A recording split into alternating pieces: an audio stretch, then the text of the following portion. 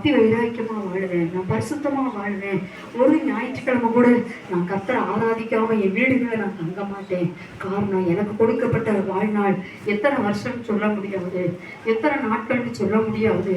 அந்த எனக்கு வச்சிருக்கிற அந்த நாட்கள்ல, எனக்கு வச்சிருக்கிற ஆயுசு நாட்கள்ல, எனக்கு வச்சிருக்கிற ஆயுசு வருஷங்கள்ல நான் உண்மையா உத்தமமா ஆண்டவரே ஏசப்பா உமக்கு பிரியமானதை நான் செய்வேன். ஆண்டவரே ஏசப்பா ஏதாவது ஒருவேளை எனக்கு ஊழியம் செய்யறதுக்கு ஒரு வாய்ப்பு கிடைச்சுன்னா, ஒருவேளை இந்த சபையை கூட்டுறதுக்கோ அல்லது ஒரு வீடுகளில் போய் ஜெபம் பண்றதுக்கோ அல்லது ஏதாவது ஒரு விதத்துல ஒரு காணிக்கை கொடுக்கறதுக்கு எனக்கு ஒரு ஆசீர்வாதமான ஒரு வழியோ ஏதாவது ஒரு வழியில ஆண்டவரே உங்க நாமத்தை மகிமைப்படுத்துறதுக்கு எனக்கு ஒரு வாய்ப்பு கிடைச்சுன்னா, ஆண்டவரே நான் அதை உங்களுக்காக ஆண்டவரை நான் செய்வேன். ஆண்டவரே அதுதான் என்னுடைய ஆசை, அதுதான் என்னுடைய விருப்பம், அப்படி நான் நிறைவேற்றுவேன் ஆண்டவரேன்னு சொல்லி நம்ம உள்ளத்தின் ஆழத்தில் ஆண்டவரை பார்த்து சொல்லுவோம். உங்கள் வலது கரத்துக்கு உயர்த்தி. ஏன்னா நம்முடைய ஆயுஸ் நாட்கள் எவ்வளவுன்னு சொல்ல முடியாது. எப்போ கர்த்தர் அவருடைய அந்த நித்தியத்துக்கு நேரம் நம்மளை அழைப்பார்னு சொல்ல முடியாது.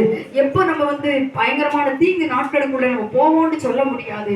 எப்போ நமக்கு பாதிப்பு வரும், எப்போ நம்ம ஆராதனைக்கு போக முடியாத ஒரு சூழ்நிலை கூட முடக்கப்படக்கூடிய சூழ்நிலை வரும், அல்லது ஏதாவது ஒரு காரியம் ஒரு வேளை ஆண்டவருடைய வருகை வரலாம் சீக்கிரமா, அப்படி ஏதாவது ஒரு காரியம் இந்த உலகத்துக்கு ஒரு முடிவு வரலாம். ஆனா அதுக்குள்ள இந்த பூமியில நம்ம நல்லா பலனா இருக்கும்போது, நல்ல சரீரத்துல சுகமா இருக்கும்போது, கர்த்தரை தேடுகிற விஷயத்துல நம்ம 100க்கு 100 உண்மையா இருந்தோம்னா, கர்த்தர் நிச்சயமாய் நமக்காக வைத்திருக்கிற பரலோக ராஜ்யத்துல நம்மளை சேர்த்துக்கொள்ள அவர் வல்லமையுள்ள தெய்வமா இருக்கிறார். உள்ளத்தின் ஆழத்தில் இந்த ஆண்டவரே என்ன அப்படி நடத்துங்கப்பா அப்படி சொல்லி நீங்க கர்த்தரை மகிமைப்படுத்துங்க.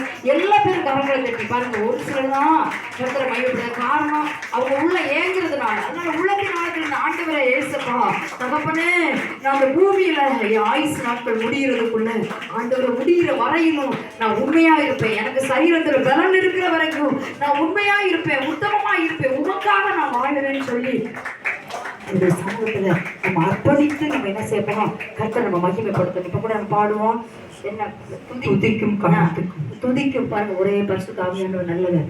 துதிக்கும் கணத்துக்கும் பாத்துறாரு. ஆண்டவர் தான் துதிக்கும் கணத்துக்கும் பாத்துறாரு. அவர் தான் மகிமைக்கு பாத்துறாரு. இந்த பூமியில அவரை நம்ம துதிக்க ஆரம்பிக்கும் போது, இந்த பூமியில அவரை ஓயாம மகிமைப்படுத்தும் போது, இந்த பூமியில நம்ம உயிரோடு இருக்கிற காலங்கள்ல கர்த்தரை எப்பொழுது நம்ம ஸ்தோத்திரம் பண்ணும் போது, எப்பொழுது நம்ம துதிக்கும் பொழுது, நல்லா இருக்க மாத்திரம் மட்டும் இல்ல, நம்ம நல்லா சந்தோஷமா இருக்கிற நேரம் மாத்திரம் கர்த்தரை நம்ம தொழுது கொள்றவங்க அந்த எல்லா சூழ்நிலைகளிலும் கர்த்தர் நம்மளை நடத்தி வர்ற பாதைகள்ல எல்லா நெருக்கடியிலையும் வேதனையிலையும் அவமானத்திலையும் வியாதிகள்லையும் அல்லது பயங்கரமான உபத்திரவங்கள்லையும் ஒருவேளை மரண படுக்கை கூட நம்ம போகலாம்.